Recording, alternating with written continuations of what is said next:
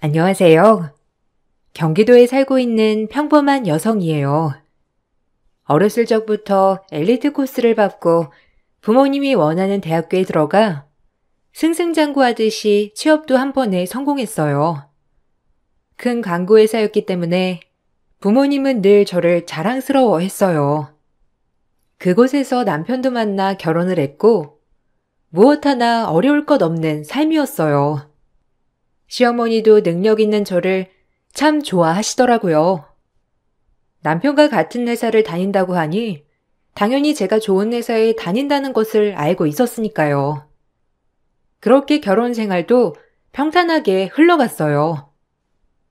남들은 마음에 안 드는 며느리 봤다고 그렇게 욕을 해대는데 나는 정말 내 마음에 쏙 들어서 너무 좋다. 여자가 요새는 일을 하면서 멋지게 살아야 돼. 안 그러니? 다 집에서 내조하는 것도 옛날 말이야. 넌 똑순이 며느리야. 감사합니다, 어머님. 그렇죠. 요샌 일을 해야죠. 생활도 생활이고 저도 끝까지 회사 다니는 게 목표예요. 그러니까 걱정 마세요. 그래, 잘 생각했어. 요샌 같이 벌고 같이 생활해야 하는 거야. 그래도 네가 생각이 올바르게 박혀 있어서 너무 다행이야.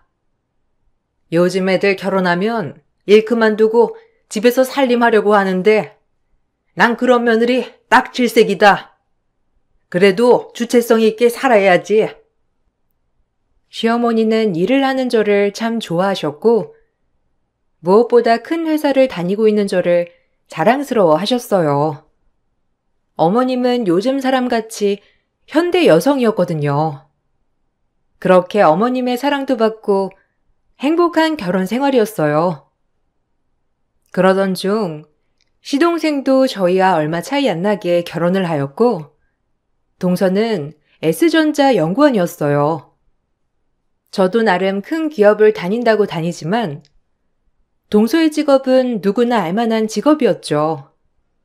그래도 전 아무렇지 않았는데 제 직업에 자부심을 가졌거든요.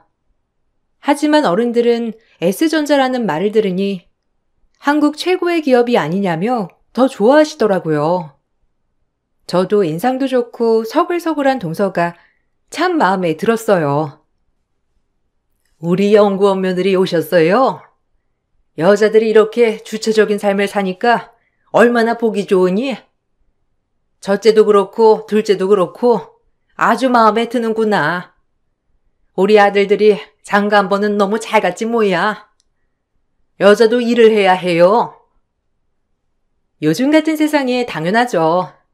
그래도 어머님이 신세대 마인드라 너무 좋으신 것 같아요. 안 그래요, 형님? 저도 광고회사에 취직하고 싶었는데 전 버틸 자신이 없더라고요. 오히려 그냥 연구원이 잘 맞지. 진짜 너무 멋져요, 형님. 부럽다니까요. 어머, 연구원이 최고지. 그래도 뭐니 해도 연구원이 최고야. S전자 연구원이면 한국에서 뭐 최고 직업이지. 약간 시어머니의 말이 뭔가 살짝 거슬렸어요. 저조차도 이름만 대면 알만한 광고회사를 다니고 있었지만 어른들은 아무리 유명하다 해도 그냥 좋은 회사인 줄만 알지 삼성이 최고였으니까요. 사랑만 받던 며느리에서 시어머니는 동서가 들어오자 은근슬쩍 차별도 서슴지 않았어요. 눈치가 빠르고 워낙 예민한 성격이었기 때문에 이런 시어머니 행동이 기분 나쁘더라고요. 하지만 시어머니는 아는지 모르는지 계속해서 동서를 찬양하셨죠. 오히려 동서가 민망할 정도로 말이에요. 첫째야, 저기 가서 방석 좀 가져와라. 둘째 엉덩이 베기겠다. 너 엉덩이 베기지? 계속 앉아서만 일하는데 여기 와서 조금이라도 편하게 있어야지. 얘 첫째, 뭐하니? 얼른 방석 가지고 오지 않고 우리 연구원 며느리 얼른 편하게 앉아요. 네? 아, 제가 가져올게요. 그리고 저 괜찮아요. 은근히 앉아만 있는 것도 아니고 불편하면 말씀드릴게요. 불편하기 전에 앉아야지. 첫째가 우리 집 살림을 거의 다 알아서 어디에 뭐 있는지 다 아니까 신경 쓰지 마. 우리 연구원 며느리 불편하면 되겠니? 괜찮으니까 눈치 보지 말고 앉아요, 응? 이런 거 다 이해한다니까, 첫째는. 전 그렇게 방석을 갖다 드렸고, 시어머니는 그 방석을 그대로 동서에게 앉혀주었어요. 동서는 저에게 미안해 하더라고요. 여기까지는 뭐 그럴 수 있다고 생각했지만, 식사하는 도중에도 어머님의 편애가 시작되었어요. 어머님은 소고기며 굴비를 죄다 동서 앞으로 갖다 주었고, 제 앞에 나물 반찬만을 갖다 두었죠. 처음 이런 일을 겪게 되니 똑같은 며느리인데 조금 당황스럽더라고요. 저한테 그렇게 친절히 대하시던 시어머니는 연구원 며느리를 보자 더욱더 동서와 저를 편애하기 시작했죠. 동서도 이걸 아는지 제 눈치만 보았고 제 마음이 참 불편했습니다. 이렇게 만드는 시어머니도 불편하고 동서도 신경 쓰이고 말이죠. 에이, 어머님, 여기 말고 저기다 두고 먹어요. 저 팔 길어서 다 닿거든요. 형님네도 드셔야죠. 어떻게 제 앞에만. 쟤 많이 먹었어. 너 얼른 먹어. 일하느라 힘들 거 아니야. 어여 먹어. 잘 챙겨 먹어야 한다, 무조건. 괜찮으니까 여기 두고 먹어. 그래도 그렇죠. 같이 먹어야죠. 어떻게 제 앞에만 이렇게 음식을 갖다 주세요. 형님도 이거 잘 드시던데. 형님, 드세요. 아니야, 동서. 괜찮으니까 얼른 먹어. 그래도 동서가 잘 먹으니까 보기 좋네. 어머님도 기분 좋아하시고 얼른 먹어. 애써 동서한테 웃어 보이며 괜찮은 척 했습니다. 사실 동서 잘못은 하나도 없으니까요. 그러던 중 저희 회사 구조조정이 시작되었고 감원대상자 1순위가 사내 부부였어요. 안타깝게도 부부 중 한 사람이 명예퇴직을 권고받아야 했죠. 남편은 완강히 퇴직을 못한다고 했고 저 역시 남편보다 직급도 높고 연봉도 높았기에 지금 퇴사하기는 너무 아까웠어요. 그리고 지금 하고 있는 광고 일이 정말 잘 맞았기에 퇴사하기가 꺼려졌어요. 주변 동료들도 굳이 퇴사를 한다면 남편이 하는 게 어떻겠냐는 반응들 뿐이었고요. 정말 생각이 많아지는 계기가 되었는데 퇴사는 한 번도 생각해 본 적이 없었거든요. 가장이 그래도 일을 해야지. 어떻게 퇴직을 해? 안 그래? 그래도 이왕이면 여자가 퇴직하는 게 낫지. 내가 집에서 놀아봐. 다들 어떻게 생각하겠냐? 그래도 네가 퇴사하는 게 맞지. 넌 그래도 대학도 나보다 훨씬 좋은 데 나와서 다른 데 취직하기 쉽잖아. 난 아니라고. 여기도 간신히 들어온 건데. 그러니까 네가 명예퇴직해줘. 부탁할게. 나도 내 청춘을 바치고 싶은 회사야. 일단 생각 좀 해보자. 연봉도 그렇고 내가 다니는 게 더 나을 것 같은데. 연봉이야. 오래 다니면 느는 거잖아. 난 결단코 퇴사 못해. 그리고 내가 퇴사하면 사람들이 뭐라고 수군대겠어? 남의 눈보다 지금 우리의 현실을 생각해 보자는 거야. 연봉이랑 직급이랑 따지고 보면 현실적으로 판단해야지. 진짜 어떻게 해야 할지 모르겠다. 남편은 절대 퇴사를 못한다고 했고 이 이야기는 시댁귀에도 들어갔어요. 시어머니는 저를 설득하시더라고요.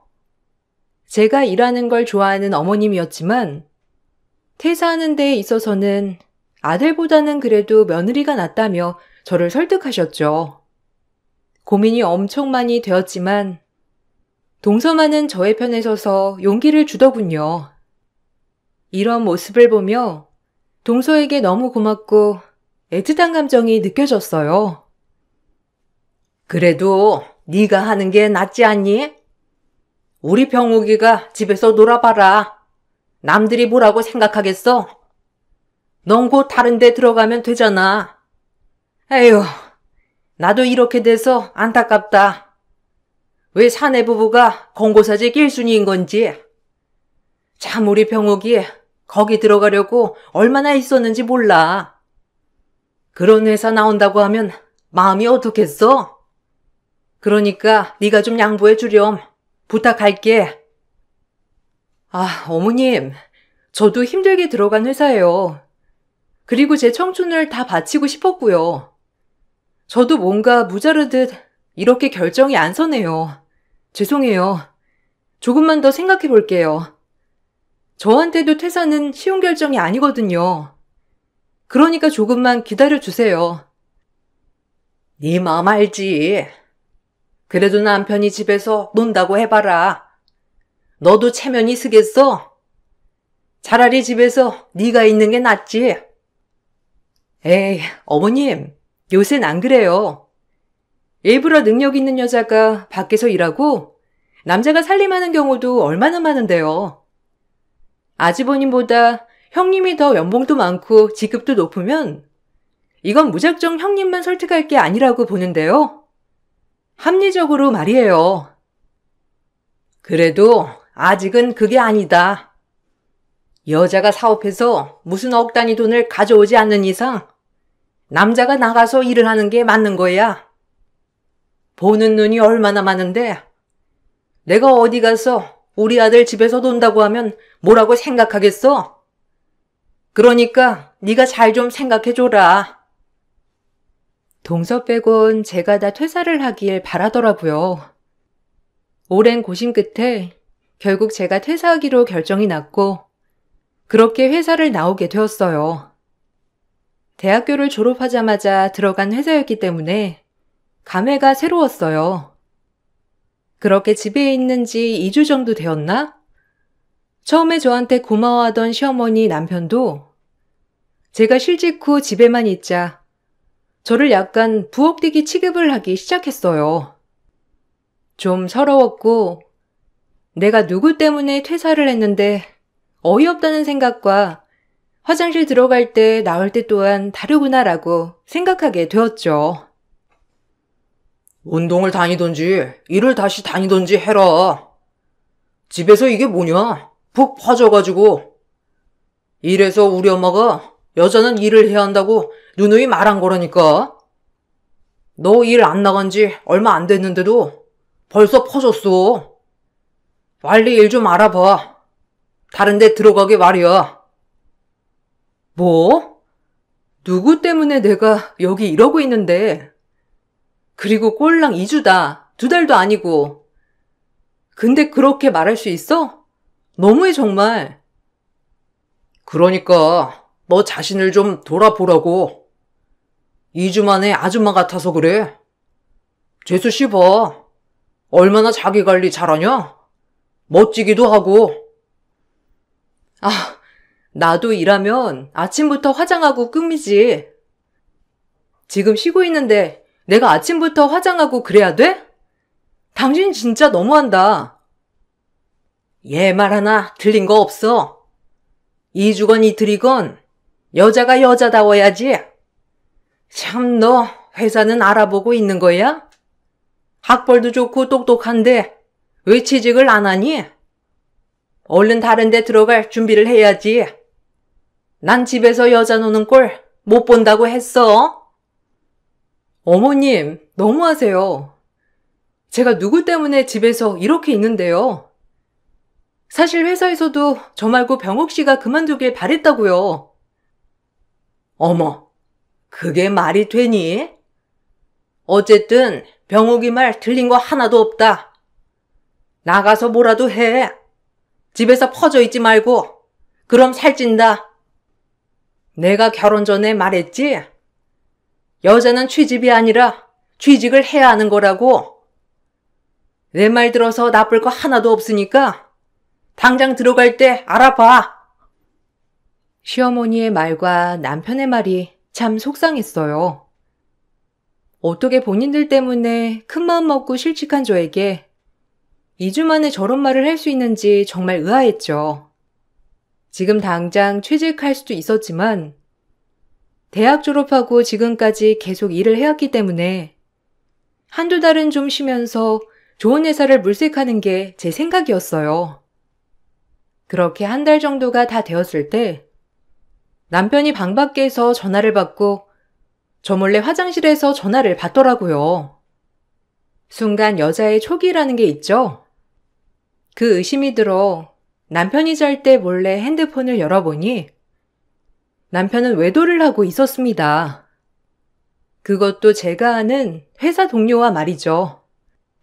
저보다 6살이나 어린 후배 동료와 바람을 피운다는 생각을 하니 혈압이 거꾸로 도는 것만 같았어요. 다짜고짜 남편을 깨워서 몰아붙이기 시작하자 남편은 잘못했다고 싹싹 빌었어요. 이게 뭐야? 너 유지인이랑 바람났니? 제정신이야?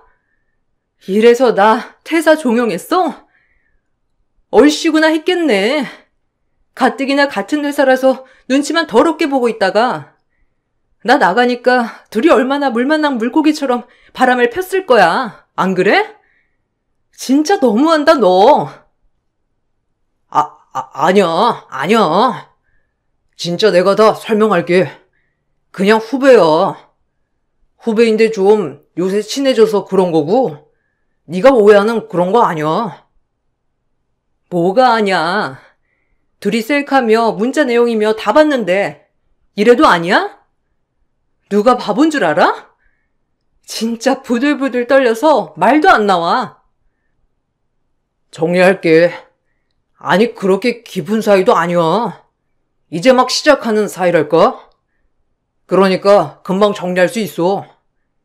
요새 스트레스도 많았고 나도 모르게 그랬던 거야. 그러니까 한 번만 봐줘. 내가 진짜 다신 안 그럴게. 제발. 남자들 한 번씩 한눈 판다잖아. 남편은 저를 붙잡고 싹싹 빌었어요. 사실 이혼 생각까진 없었기 때문에 남편의 말을 믿었고 대신 그대로 넘어갈 순 없었죠. 전 시어머니에게 자초지정을 설명하고 남편을 혼내달라고 부탁드렸어요.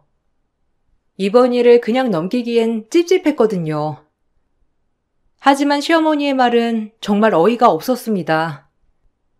지금 제가 아무것도 안 해서 그런지 몰라도 처음 다정했던 시어머니가 아니었어요. 남자들 원래 한두 번은 그럴 수 있는 거다. 뭘 그런 걸 가지고 호들갑을 떠니?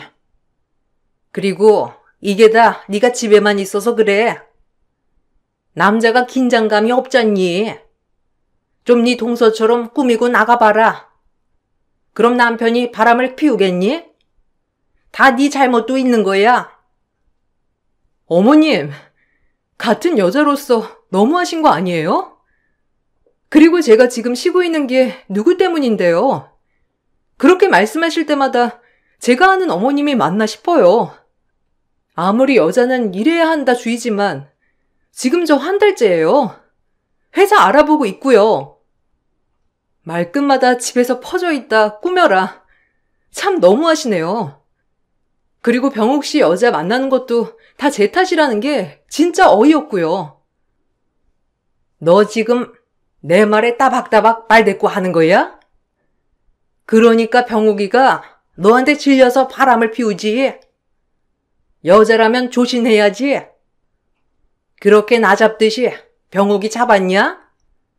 네가 지금 뭘 모르나 본데 너 병옥이가 벌어다 준 돈으로 살고 있는 거야 지금. 알겠어? 아니요. 죄송한데 저 충분히 일할 때 모아놓은 돈 남아있고요. 명예퇴직해서 퇴직금도 두둑해요. 병옥 씨 생활비 가져오는 거 한 푼 없고요. 착각하시려면 뭘 알고나 착각하세요. 이제야 어머님의 본 모습을 알겠네요 정말. 기막혀. 전 이렇게 말하고 시댁에서 일어섰어요. 시어머니는 제 뒤통수에 대고 뭐라고 하셨지만 들리지 않더라고요. 정처 없이 걷다가 어느새 동선의 회사 근처로 오게 되었죠. 친구들한테 말하자니 내 얼굴에 침 뱉는 것 같고, 친정 부모님한테 얘기하자니 속상해 하실 것이 눈에 선하고, 이 답답한 마음 동서한테 넋두리를 하였죠. 역시나 착한 동서는 저의 말을 같이 들어주며 분개해 주었어요. 이혼하고 싶은 마음과 내 인생에 오점을 남길 수 없다는 마음이 공존했고, 한 번만 눈 감을까 싶다가도 마음이 아팠어요. 어머님도 진짜 답 없네요. 자기 아들 잡아야지. 왜 형님한테 그런데요? 아마 나 회사 그만두면 나한테도 그럴걸요? 참나. 아주버님도 너무하지. 어떻게 동료랑? 전 언제나 형님 편이니까 힘든 일 있으시면 이렇게 터놓고 얘기해요, 형님. 고마워, 동서. 내가 누구한테 얘기하겠어. 그래도 이렇게 들어주는 것도 쉽지 않은데 정말 고마워. 동서가 같이 화내주고 들어주니까 기분이 좀 풀린다. 사실 어머님도 내 편 들어주실 줄 알았거든. 근데 아닌 거 있지? 내가 참 바보 같은 거지. 형님이 왜 바보예요? 그 사람들이 나쁜 사람들인 거지. 그러니까 모든 거 다 훌훌 털어내고 우리 웃자고요. 네? 그리고 전 형님이 어떤 결정을 하든 응원하니까 너무 그렇게 힘없이 늘어져 있지 마세요. 아셨죠? 전 형님 편이에요. 동서의 위로가 참 많이 힘이 되었죠. 그리고 다짐했어요. 저 역시도 동서가 힘들 때 힘이 되어주겠다고 말이에요. 남편은 그 후로 잠잠했고 더 이상 바람 소동은 없었어요. 저 역시 이번 일은 진짜 눈 한번 딱 감고 마지막으로 묻자고 생각했어요. 그렇게 2-3달이 흘렀고 생각보다 취직은 잘 되지 않았어요. 아무래도 나이도 있었고 기혼 여성이었기 때문에 중간에 임신이라는 장벽 때문에 모든 회사에서 꺼려 하더라고요. 사실 너무나 큰 핸디캡이 있다고 생각이 들면서 좌절하였죠. 퇴사를 할 때까지만 해도 무조건 다른 회사에 들어갈 수 있을 것 같았는데 쉽지 않더군요. 현실에 좀 부딪히게 된 거예요. 취직도 안 하고 너 1-2달이면 취직한다더니 왜 취직 안 하는 거냐? 내가 싫어하는 취직 며느리 될 예정인가 보지? 그러게요. 임신 때문에 많이들 걱정하시네요. 면접 가면 나이도 있는데 임신하면 어떡하냐고부터 물어보니 저도 생각 중이에요. 맞아요. 형님이 무슨 잘못이에요? 아무리 세상 좋아졌다 해도 똑같은 조건이면 핸디캡 없는 남사원 뽑는 경우 많더라고요. 내가 쟤한테 사기당한 느낌이야. 그렇게 능력 있다고 해서 며느리 들였더니만 실직하고 집에서 몇 달을 노니? 에휴. 어머님, 제가 어머님한테 생활비 한 푼 달라고 한 적 있나요? 어쩜 저 볼 때마다 그렇게 취직 스트레스를 주세요? 너 동서 좀 본받아라. 그러니까 애초에 광고회사는 왜 들어가? 그 학벌에 그냥 삼성이나 들어가지. 에휴. 여자가 무슨 광고회사를 들어가서 덕을 본다고? 그냥 네 동서처럼 대기업 연구원이었으면 얼마나 좋았냐? 지금까지 철밥통으로. 어머님, 저희도 권고사직 있어요. 명예퇴직도 있고요. 일랑 같은 회사가 아니라서 그런 거지. 너무 그러지 마세요. 따지고 보면 형님 탓도 아닌데요, 뭐. 형님이 그만두고 싶어서 그만둔 것도 아니고. 그러니까 너무 그러지 마세요. 네? 어쩜 마음도 예쁘니 너는? 참 똑소리나 마음 예뻐. 아주 너 덕분에 내가 산다 살아. 돈도 잘 벌고. 에휴, 쟤는 어쩌다 처리됐는지. 진짜 부글부글 끓는 화를 애써 참았습니다. 여기서 시어머니에게 한마디 했다가는 열등감 폭발하는 것 같았거든요. 그리고 시어머니는 제 앞에서 동서에게 놀러 가자고 제안을 하시더라고요. 일부러 대놓고 저를 들으라는 식으로 말하는데 제기를 의심했어요. 그렇게 잘해주던 시어머니가 맞나? 내가 일을 안 한다는 이유로 이렇게까지 돌변하실 수가 있나 싶으면서 유치했어요. 너 다음 주에 아무 일정 없다고 했지? 우리 부산 여행이나 다녀올래? 너랑 나랑 네 남편이랑. 내가 며느리 생기면 꼭 부산 여행을 가보고 싶었거든. 친구들이 어찌나 자랑을 하던지. 너 시간 된다고 했지? 우리 가서 재미있게 놀고 와보자. 네, 뭐 좋죠. 우리 형님도 해서 셋이 가요. 어머님, 가서 맛있는 것도 먹고 여자들끼리 회포 풀고 너무 좋을 것 같아요. 어머, 쟤는 펑펑 집에서 노는 앤데 뭘 그러니? 일하는 너나 힐링이 필요하지. 그러니까 너랑 니네 부부랑 다녀오면 돼. 너도 가고 싶냐? 넌 취직자리 알아봐야지. 안 그래? 놀러 갈 시간 아끼고 취직자리나 알아봐라. 그래야 빨리 취직을 하지. 기가 막혔어요. 갈 생각도 없었지만 저렇게 말씀을 하니 오만정이 다 떨어졌어요. 그렇게 실직한 저는 빼고 대기업 다니는 동서만 데리고 부산 여행을 떠난 시어머니였어요. 동서는 가기 전날까지도 저에게 미안해하며 찝찝해했지만 동서 잘못은 없기에 전혀 동서에게 섭섭한 마음도 들지 않았어요.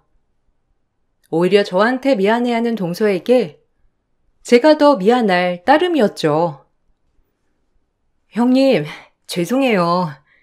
어머님이 저렇게 나오실 줄 몰랐네요. 아, 정말 왜 그러신데? 여하튼 마음 많이 상하셨죠? 아니야, 동서. 괜찮아. 어머님 뭐 일하는 며느리만 제일인 줄 아시는 분인데. 어머님이랑 맛있는 거 많이 먹고 잘 놀다 와. 난 진짜 괜찮아. 동서가 괜히 마음 쓰이겠다. 내가 더 미안하네. 난 진짜 괜찮으니까 동서 너무 걱정하지 말고 잘 놀다 와. 그리고 이거 얼마 안 되지만 여기 용돈. 맛있는 거 많이 먹고 즐기다 와. 동서도 모처럼 만에 가는 여행인데 알겠지? 아, 저 돈 있는데 뭘 이런 걸 다 주세요. 괜히 더 죄송하게. 여하튼 너무 감사드려요, 형님. 재밌게 놀다 올게요. 미안해하는 동서를 뒤로한 채 재미나게 놀다 오라고 말은 했지만 조금은 씁쓸했죠.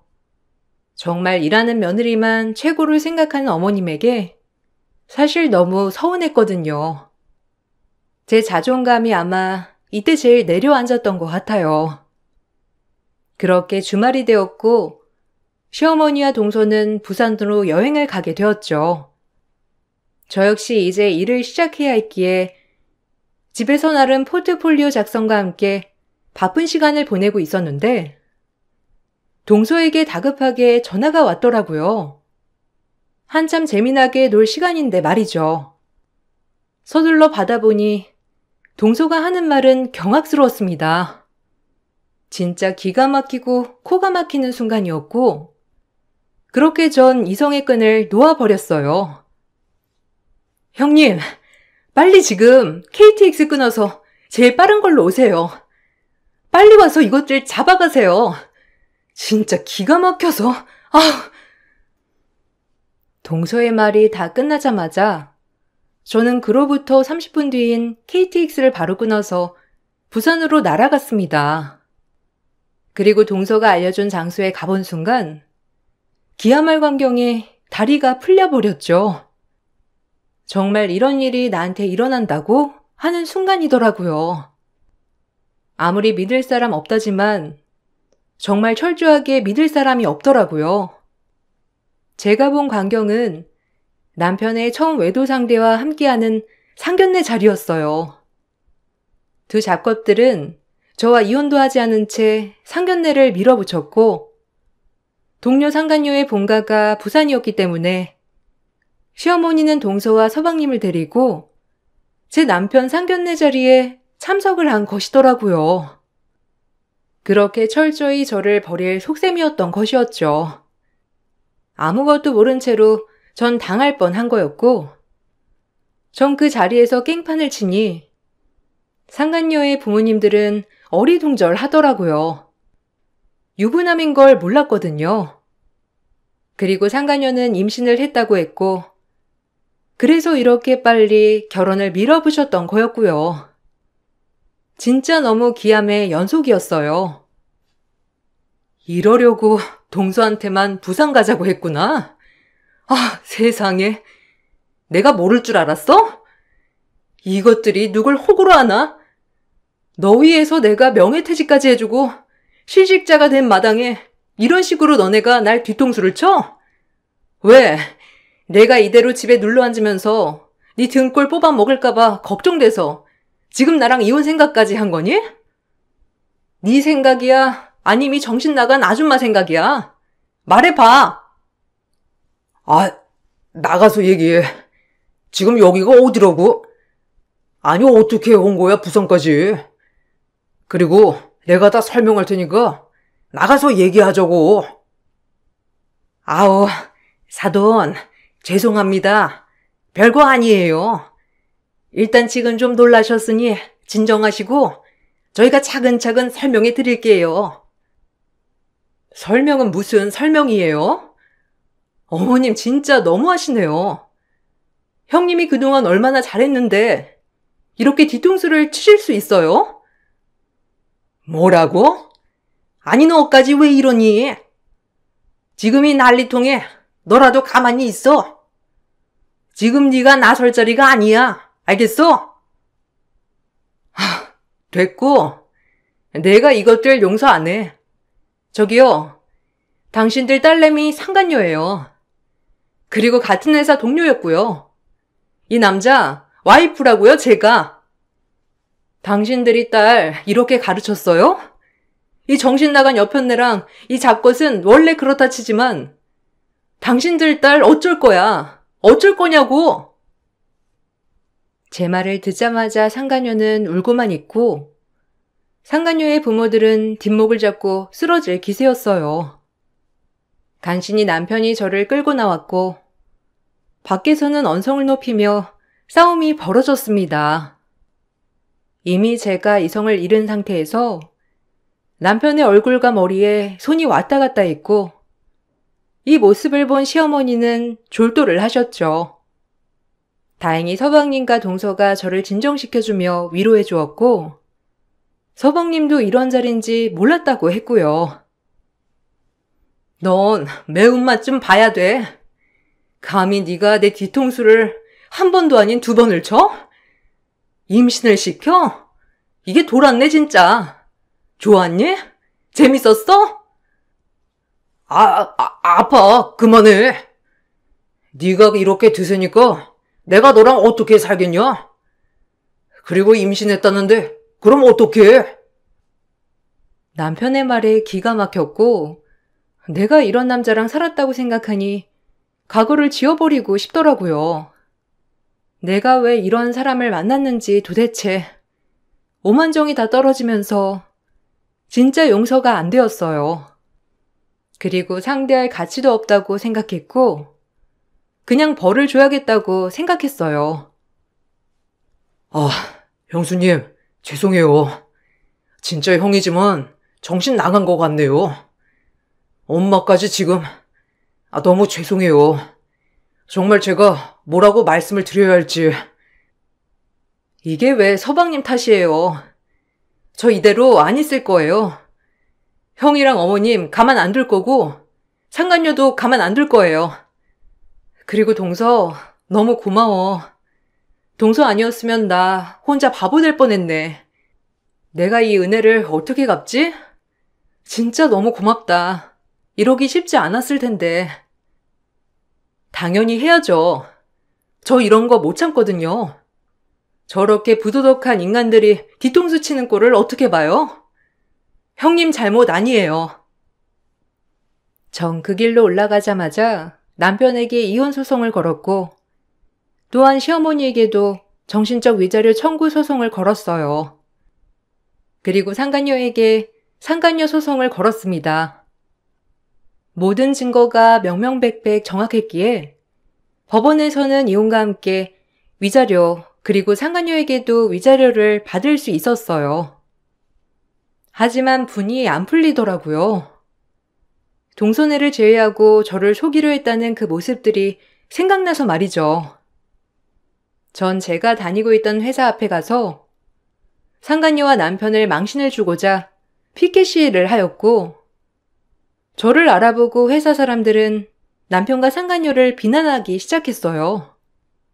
결국 그 좋은 회사에서 남편에겐 회사 명예를 더럽혔다며 퇴직을 권했으나 끝까지 퇴사만은 하지 않겠다고 했던 남편은 거의 없어질 부서의 자천이 되었고 상간녀는 얼굴을 들고 다닐 수 없음에 회사를 퇴사하였다고 전 직장 동료가 말해주더군요.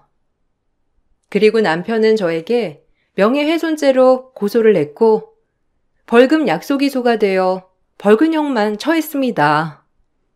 어찌나 속이 시원하던지 아직도 그날만을 생각하고 남편 표정과 상간녀 표정을 생각하면 웃음이 납니다. 꼭 이렇게까지 해야겠어? 어차피 우리 끝난 사이인데 진짜 너무한다. 이왕 그냥 끝내는 김에 좋게 끝내주지. 내가 왜? 나 너 때문에 퇴사하고 너네 엄마한테 구박받았어. 내가 누구 좋으라고 너네 순순히 놔두겠니? 네 엄마한테도 전해. 그렇게 잘난 며느리 보고 싶으면 아들부터 갱생시키라고. 그 애미의 그 아들이지. 날 업신여기고 너희가 무사할 줄 알았니? 시간이 지나도 절대 용서 못할 줄 알아. 평생, 알겠어? 뱃속에 네 애 잘하고 있을 텐데 언제 없어질지도 모르는 부서에서 돈 많이 벌어라. 걔 퇴사했다며? 네 애랑 네가 먹여 살려야지. 혹시라도 새로운 여자 만나면 그 여자한테도 너네 애미랑 네가 했던 짓 다 말할 거야. 그러니까 몸살이고 살아. 괜한 여자 만나서 그 여자 신세 망치게 하지 말고, 알겠니? 더러운 것들. 얼마나 잘 사는지 보자. 지금 너무 고마울 지경이야. 내가 이렇게 너랑 끝날 수 있음에, 알아? 남편은 절규했지만 전 눈 하나 깜짝하지 않았어요. 그리고 전 광고회사에서 일했던 경험을 살려 작은 대행사를 하나 차렸습니다. 이제 막 커지고 있는 단계이지만 그래도 예전 광고주들이랑 되게 잘 지냈던 터라 작은 대행사 치고 일이 많이 들어오고 있어요. 그야말로 지금이 제 황금기라고나 할까요?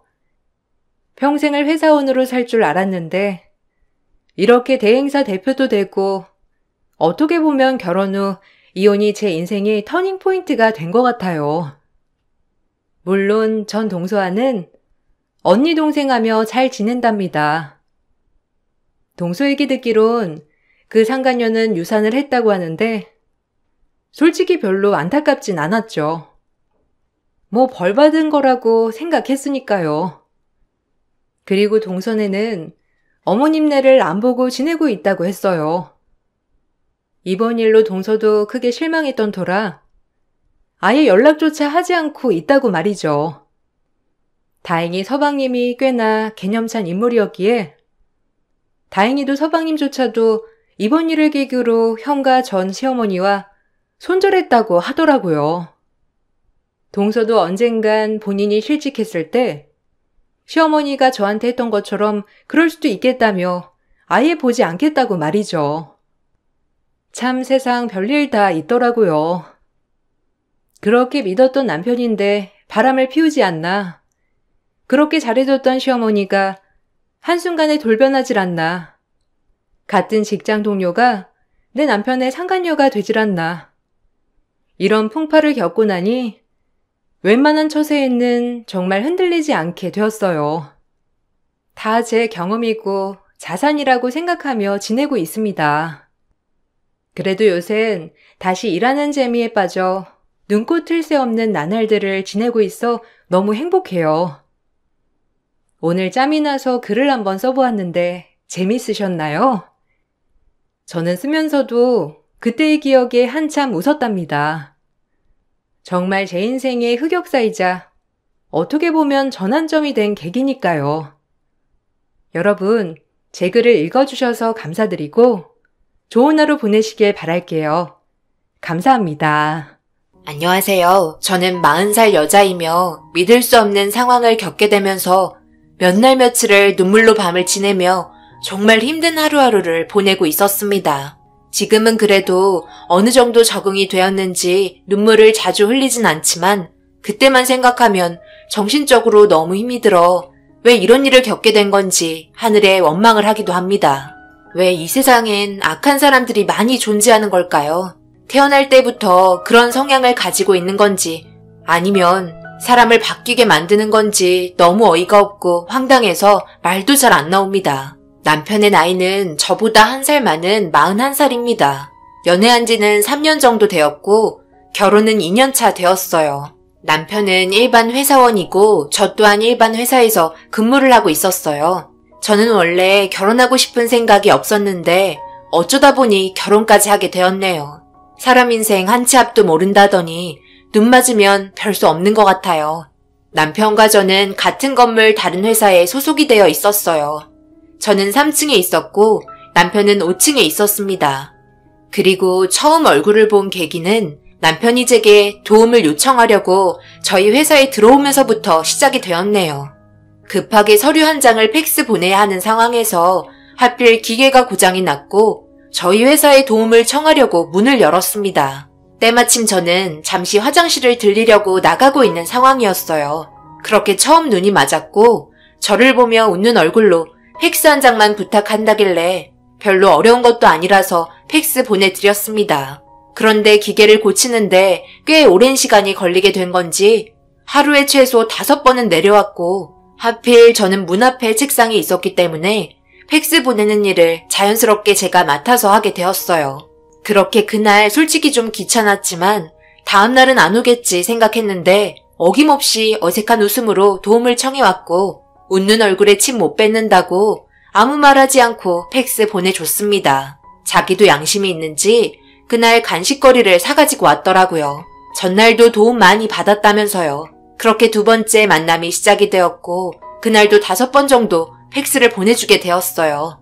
생각보다 고치는 게 오래 걸린다고 말하니까 회사 대표가 일 처리를 빨리빨리 해주지 않아서 자기도 답답하다며 투정을 부리기 시작했고 나중에 식사라도 대접하겠다며 미안하다는 말을 계속해서 반복했어요. 사람 일 아무도 모르기 때문에 나중에 저희 쪽에서 문제가 생기고 도움받을 일이 있을지도 몰라 군말하지 않고 도와줬습니다. 그런데 그 기간이 일주일이나 걸렸었네요. 그래도 일주일 이후에는 찾아오지 않았어요.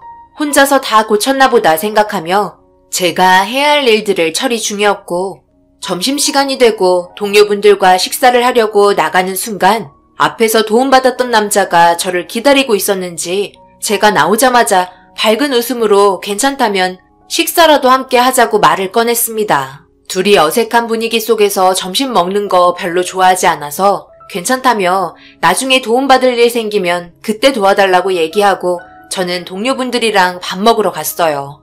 그 이후 얼굴 볼 일 없었고 다시 예전처럼 편하게 회사 생활하고 있는데 그날 하필 제 컴퓨터가 다운이 되었고 다들 바쁘기 때문에 컴퓨터를 빌릴 수 있는 여건이 되지 않아 5층에 올라가 노크를 하고 도움을 청하게 되는 당황스러운 상황이 이어지게 되었어요.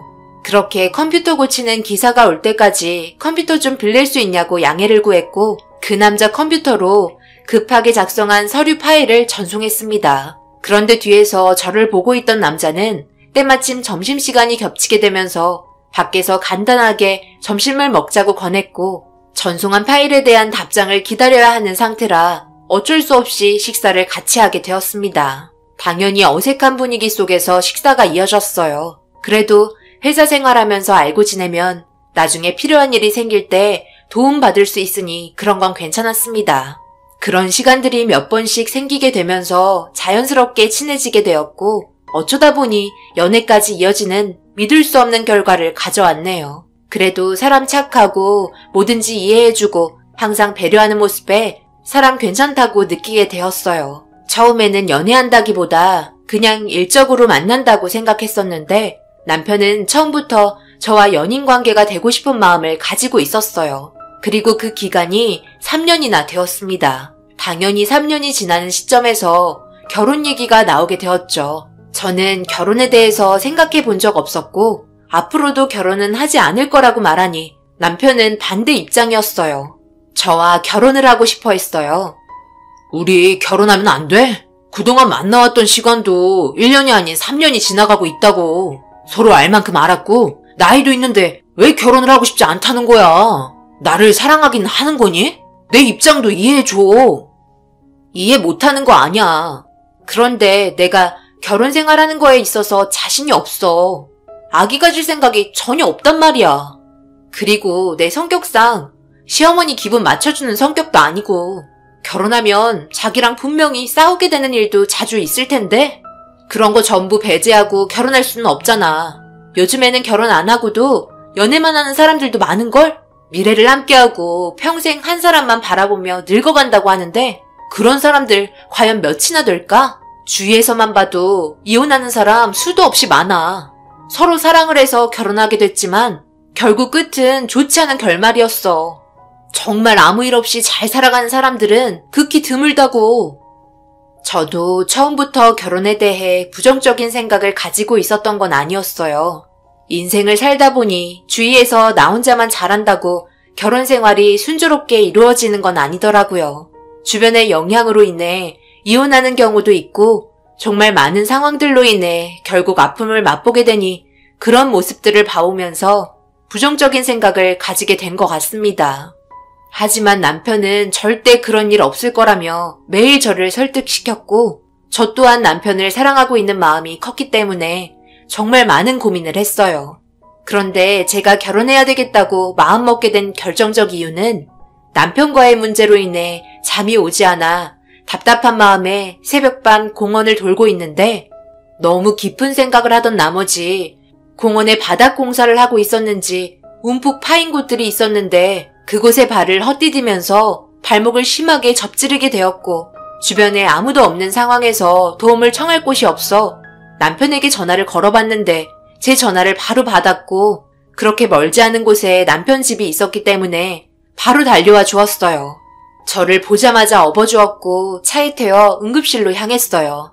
그때 이 사람이 저를 얼마나 많이 사랑하고 있는지 느끼게 된 것 같습니다.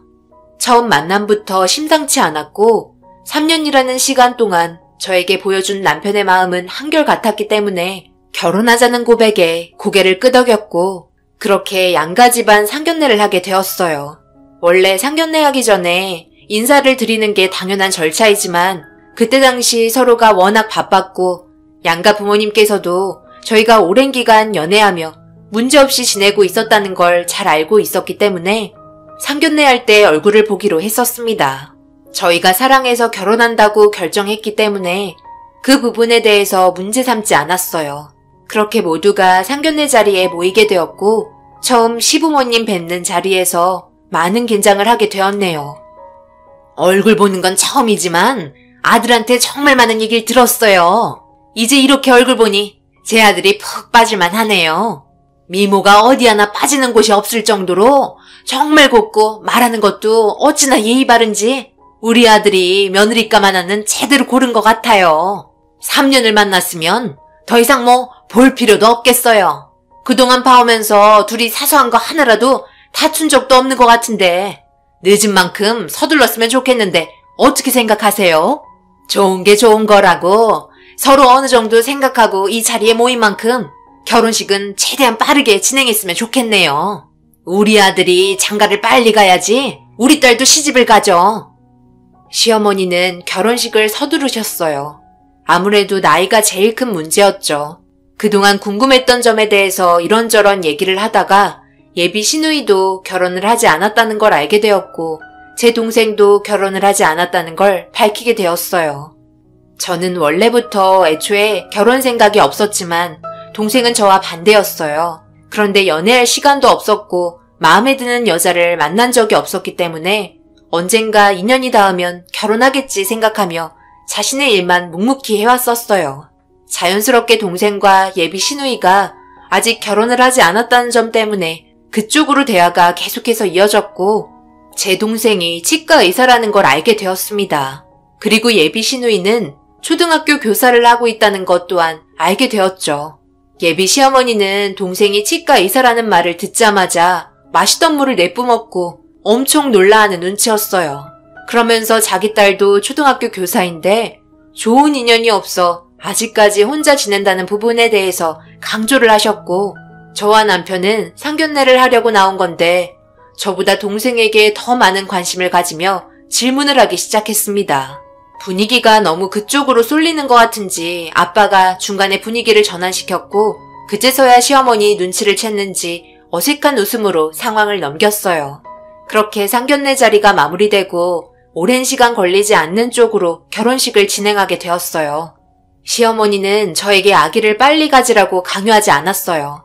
남편도 아기를 가지는 것보다 현재 저와 함께 서로 맞춰가며 잘 살아가는 걸 우선순위로 두고 있었죠.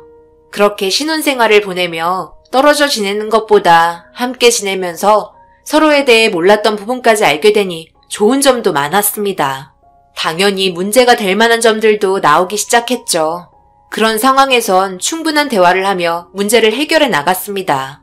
아무래도 잠깐 만날 때와 다르게 같이 퇴근하고 사랑하는 사람과 평생을 함께 할 수 있다는 게 저에겐 너무 크게 다가왔던 것 같아요. 여자로서 의지할 수 있는 사람이 있어서 정말 좋았습니다. 별 문제 없이 지내다 보니 어느새 2년이라는 시간이 흐르게 되었어요. 시부모님과 시누이와도 정말 좋은 관계를 유지하고 있었습니다.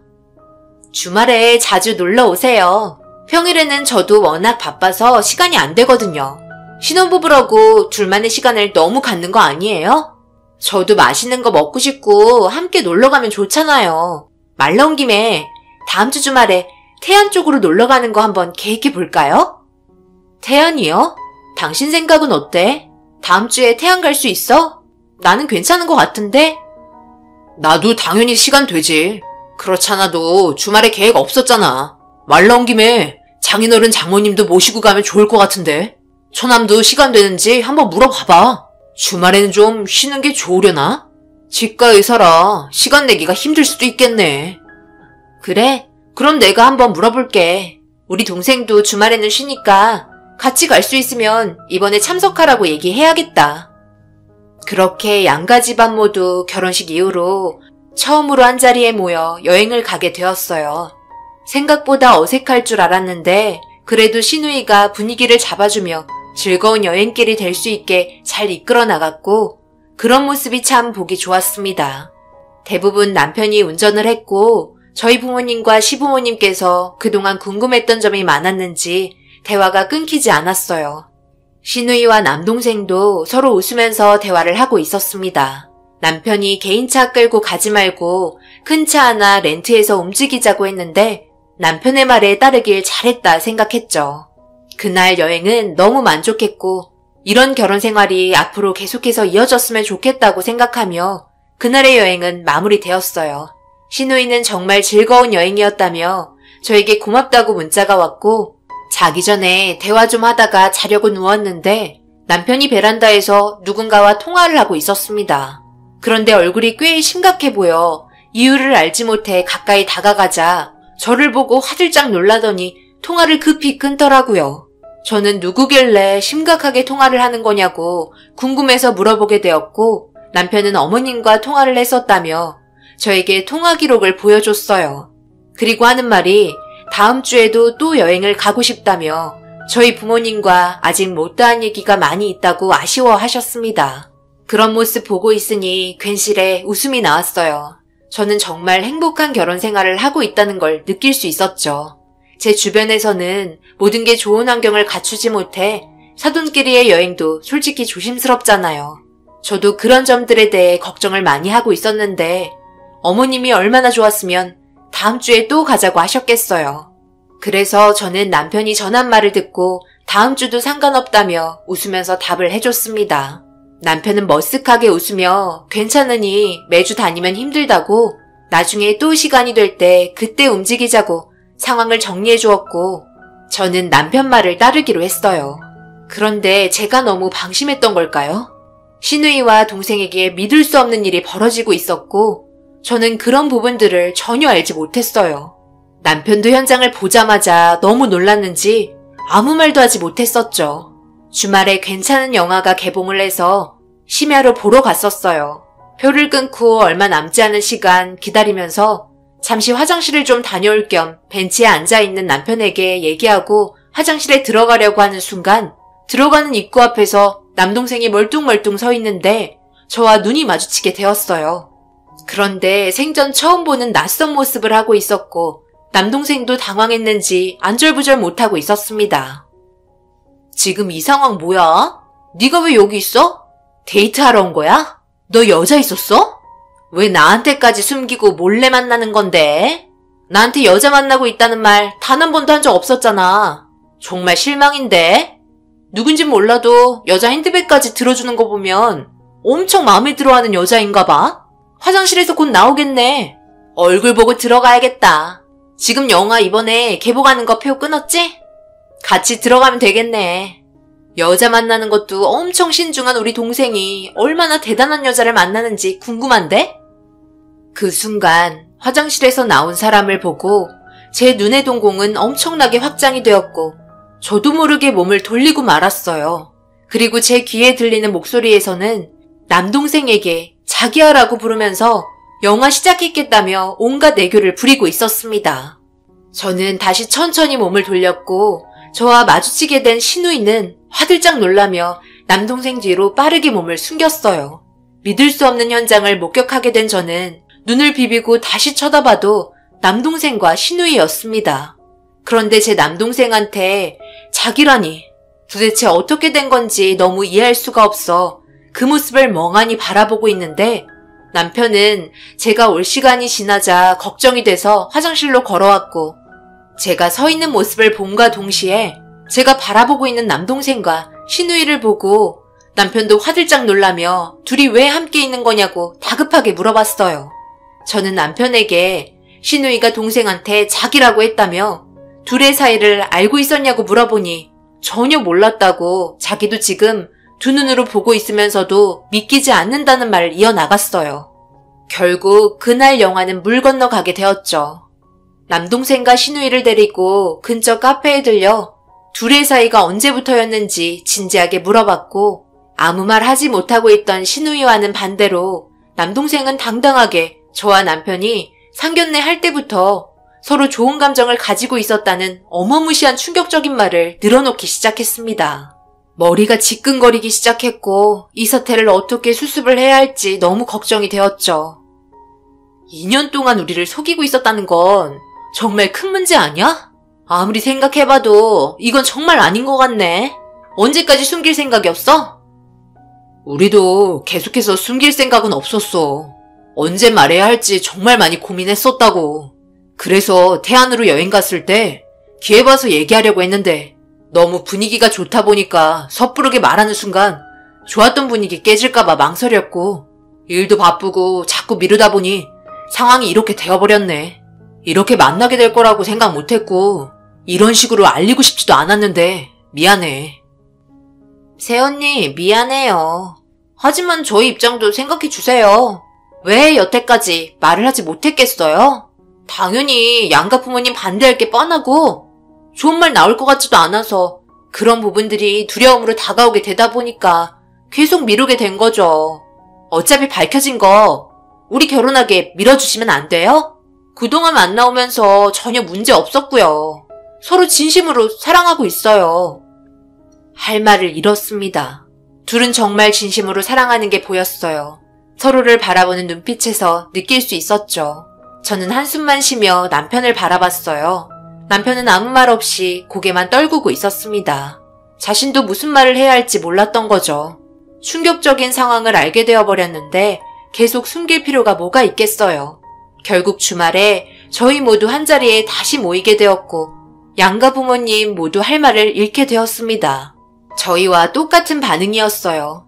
그리고 결국 둘의 끈질긴 설득 끝에 결혼을 하게 되었어요. 예상하지 못한 상황의 전개가 펼쳐졌지만 그래도 둘이 행복해하는 모습을 보니 저도 기분은 좋았어요. 결혼 못할 것 같았던 남동생이 그래도 인연을 만나 결혼을 하게 된다는 게 얼마나 다행이에요. 그렇게 겹사돈이 되었고 좋은 날들만 가득하길 바랬습니다. 남동생은 치과일 때문에 해외로 신혼여행 가는 걸 꺼려했고 나중에 여유가 생기면 그때 가자고 시누이를 설득시켰어요.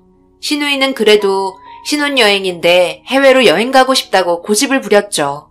동생이 워낙 예약된 환자가 많다 보니 어쩔 수 없는 상황이었고 결국 신혼여행을 제주도로 가게 되었습니다. 그리고 해외여행은 여름에 날 잡아서 떠나기로 약속을 했지만 시누이 기분이 좋지 않아 남동생이 고민을 털어놨고 제가 시누이와 단둘이 만나 쇼핑을 하면서 가지고 싶은 옷 몇 개 사주며 기분 풀어주었어요. 이럴 땐 남자보다 여자끼리 서로 수다도 떨면서 대화를 해야 풀리잖아요. 저녁도 먹으며 이런저런 얘기하다가 갑자기 시누이가 어차피 신혼여행 제주도로 가는 거 모두가 시간 맞춰서 가족여행으로 함께 떠나는 게 어떻겠냐고 물어보길래 그래도 신혼여행인데 단둘이 좋은 시간 보내고 오라고 했지만 시어머니 한 번도 제주도 가본 적이 없어서 마음에 걸린다며 같이 가길 원하더라고요. 그래서 둘이 충분히 상의하고 결정하라며 일러줬고 시누이의 추진력에 저희 모두 남동생 시간에 맞춰 계획을 하게 되었습니다. 그렇게 양가 집안 제주도로 향했고 즐거운 여행길이 되었어요. 좋은 풍경 보며 맛있는 것도 많이 먹고 신혼여행 온 남동생과 시누이가 소중한 추억을 간직할 수 있게 사진도 많이 찍어주었네요. 그런 시간들이 바쁘게 지나가다 보니까 금세 저녁 시간이 되었고 각자 배정받은 숙소로 들어갔습니다. 아무래도 둘만 다니는 것보다 여럿이서 다니다 보니 신경 쓸 것도 많고 긴장을 많이 했는지 체력 소모가 심했었어요. 그래서 남편과 저는 금방 지쳐 잠이 들었고 얼마의 시간이 지난 건지 깊은 잠에 빠져 있는데 누군가 초인종을 계속 누르더라고요. 눈을 비비며 일어났는데 남동생이 다급하게 저를 부르기 시작했어요. 무슨 일이 벌어진 것 같아 문을 활짝 열자마자 남동생은 땀범벅이 된 상태로 시누이를 도와달라고 말했고 너무 놀란 나머지 남편과 함께 시누이가 있는 곳으로 향했는데 이불을 감추고 얼굴만 내밀고 있길래 남편에게는 밖에서 기다리라고 하고 시누이한테 다가갔어요. 그리고 침착하게 어디에 문제가 있냐고 물어보니 제가 물어보는 순간 눈물을 흘리면서 가슴 확대 수술한 게 터진 것 같다며 무서워하고 있었습니다. 너무 놀란 나머지 이불을 조심히 들춰보았는데 시퍼렇게 멍이 들어있는 상태로 부어 있었고 아무래도 빨리 치료받지 않으면 문제가 커질 것 같아 일단 119에 신고하고 응급실로 향했어요. 양가 집안 난리가 난 상태였죠. 그런데 응급실에서는 당장 제거할 필요는 없고 수술받았던 데에 다시 찾아가서 재수술하는 게 좋을 거라는 판단을 내렸습니다. 옛날이야 문제가 되었지만 최근에는 보형물이 응집력이 좋아 쉽게 녹아내리지 않는다며 다음날 시술받은 곳으로 바로 가길 권했고 저희는 혹시 모를 일을 대비해 응급실에서 대기하게 되었어요. 그렇게 새벽 비행기를 확인한 다음 남동생과 시누이는 먼저 서울로 올라갔고 뒤이어 시부모님과 저희 부모님도 뒤따라 가셨습니다. 뒷수습은 저와 남편이 모두 처리하고 올라갔고 시누이는 재수술을 받게 되었어요. 남동생에게 저녁에 어떻게 된 일이냐고 물어보니 시누이가 전날부터 가슴이 이상한 것 같다고 얘기했지만 별 문제 삼지 않았었는데 이불을 들추고 확인해보니 상태가 점점 심해지기 시작해 다급하게 불렀던 거라며 많이 놀란 듯 보였어요. 가슴 수술한 줄 알았냐고 물어보니 그것 또한 전혀 모르고 있었습니다. 그런데 그때부터 뭔가 이상하다는 걸 하나둘 느끼기 시작했어요. 시누이가 며칠 동안 시댁에서 지내다가 몸이 좀 회복이 된 상태가 되고 다시 출근을 시작했어요. 저희 엄마가 붓기 빼는 데는 호박죽이 최고라며 월차 내고 쉬는 날 저희 집에 와서 잠시 머물다가 호박죽 놓고 가셨거든요. 아무래도 저와 신우이가 친하기 때문에 대신 전해주길 바랬어요. 그래서 출근하기 전에 아침 일찍 먹을 수 있게 다음날 출근하는 길에 잠시 신우이 집에 들르는데 신우이가 아침 일찍 나서더라고요. 급하게 차를 타고 가는 바람에 제 손에 들린 호박죽을 남동생에게 전해주고 가려고 하는데 아침 일찍 예약 손님이 잡혀 있어서 서둘러야 하는 바람에 자기가 먼저 나섰다는 말을 전하면서 알게 되었고 예상하지 못한 결과에 아직 출근 시간이 좀 남아있는 상태라 다시 차를 타고 신우이 학교로 향했어요. 학생들이 등교를 하고 있었고 저는 호박죽을 들고 교무실로 향했죠. 그리고 선생님 한 분이 저에게 다가왔고 무슨 일이냐고 그러길래 신우이 이름을 대면서 호박죽을 전해주려고 왔다니까 저를 바라보며 알 수 없는 표정을 짓더라고요. 그러면서 하는 말이 그런 선생님은 이 학교에 없다며 잘못 알고 오신 거냐고 저에게 다시 되물었고 뭔가 좀 이상해 신우이에게 전화를 걸었더니 바로 받길래 제가 상황을 설명하자 얼마 전에 다른 학교로 옮기게 됐다며 신우이가 있는 위치를 알려주었어요. 그래서 다시 그곳으로 향하니 정문 앞에서 저를 기다리고 있더라고요. 미리 알려주지 못해 죄송하다며 호박죽을 건네받았고 신우이가 학교로 들어가는 모습을 확인하고 저도 출근이 늦어진 상태라 급하게 차에 올라타 출근을 하려고 하는데 차가 막혀 유턴을 해야 하는 신호줄이 꽤 길게 늘어져 있었습니다. 그런데 백밀러에서 신우이가 정문에서 다시 나오는 걸 확인했고 호박죽을 들고 있는 상태로 어딜 급하게 가더라고요. 여자의 촉이라는 거 정말 무서운 게 뭔가 이상하다는 걸 느끼게 되었죠. 그래서 차를 돌려 신우이가 사라진 곳 주위를 살펴보고 있는데 차로 움직이는 건 무리가 있는 것 같아 한편의 차를 주차하고 골목길을 돌아다니기 시작했습니다. 회사에서 출근이 늦어지자 전화가 왔고 잠시 양해를 구한 다음 신우이를 찾기 시작했어요. 그런데 전봇대 한편에 쓰레기들이 쌓여있는 곳에 저희 엄마가 준 호박죽이 내동댕이 쳐서 터진 상태로 버려져 있었고 더 충격인 건 그 안에 저희 엄마가 손편지까지 썼었는데 열어보지도 않고 그대로 버린 상태였어요. 너무 어이가 없어 사진을 찍어둔 다음 엄마가 써준 편지를 제가 주었습니다. 화가 머리끝까지 올라온 상태에서 신우를 다시 찾고 있는데 전봇대에 호박죽을 버린 주위에는 다른 상가는 없었고 죄다 주택가였어요.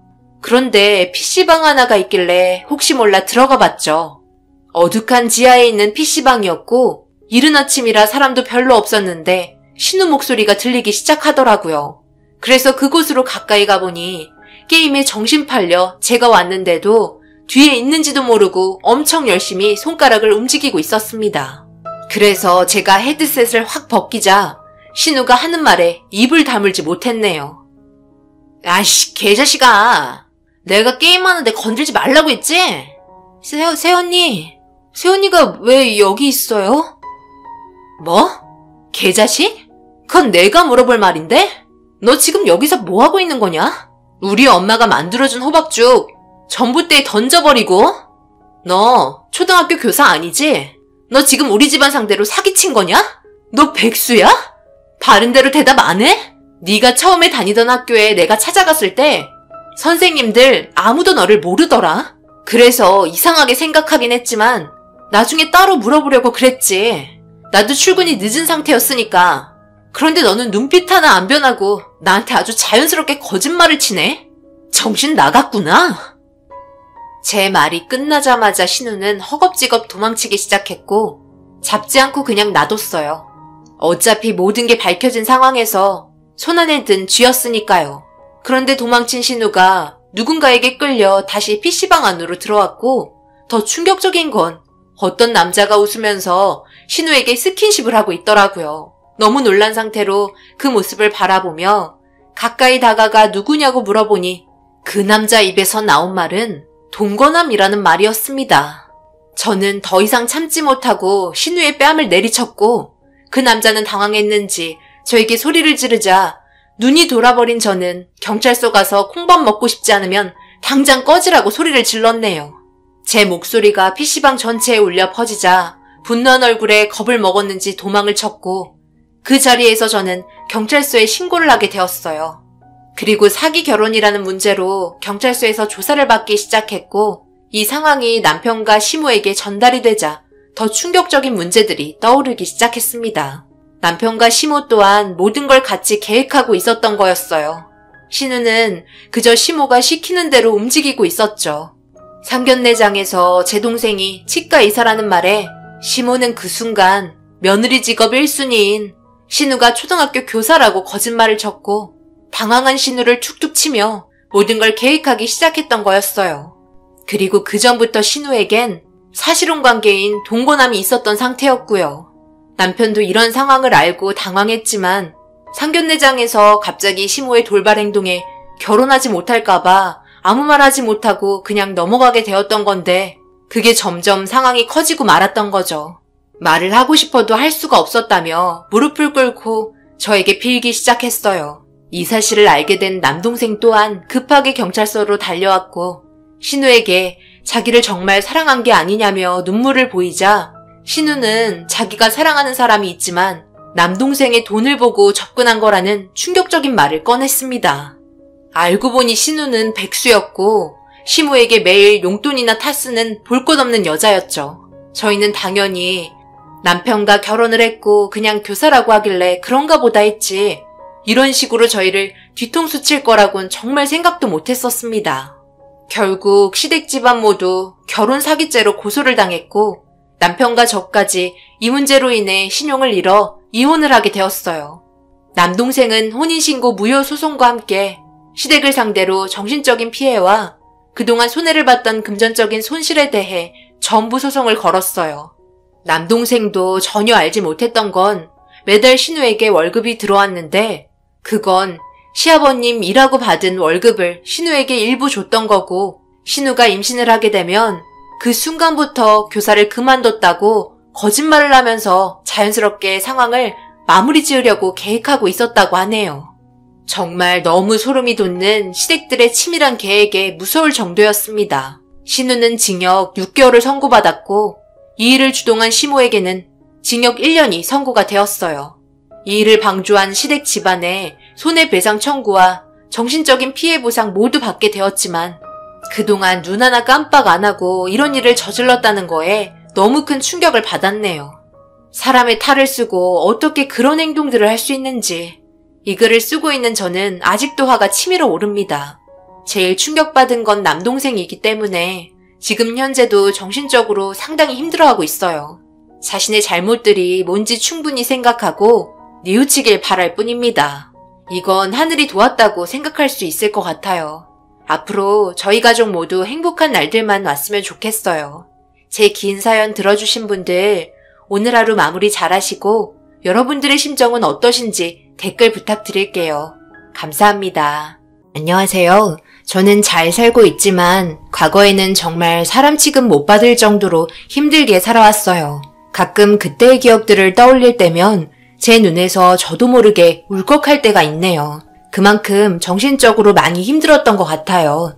남편과 눈이 맞아 결혼을 하게 되었고 행복하게 잘 살고 있었어요. 시부모님께선 분식집을 운영하고 계셨고 남편과 제가 가끔 일손을 도우려 주말에 들리곤 했었죠. 워낙 바쁘시기 때문에 따로 시간을 내서 얼굴을 볼 수 있는 시간은 없었어요. 분식집이라는 게 특성상 하루 쉬기가 쉽지 않잖아요. 그래서 조금이라도 한가한 저희가 움직였죠. 장사는 정말 잘 됐어요. 장사가 잘 되기까지는 정말 많은 어려움이 있었죠. 보통 주변 상권에 분식집이 다닥다닥 붙어있는 경우가 허다하잖아요.